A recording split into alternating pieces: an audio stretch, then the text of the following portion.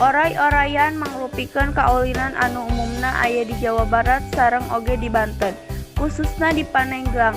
Nami gim ieu sami nyaeta oray-orayan.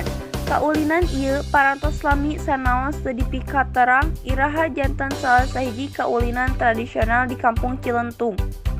Kaulinan ieu gampang pisan sareng pikaresepeun pikeun dicoo ku sabab teu aya bahan anu diperyogikeun salian ti salembar lahan anu cakep ageung kanggo murangkalih tiasa sacara bebas ngabentuk garis anu sapertos oray-oray.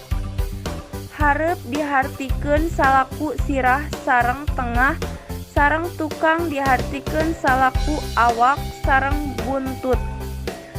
Aranjeunna ngabentuk babaris hiji kolom ku neundeun kudu leungeun dina tak-tak sobat payunanan.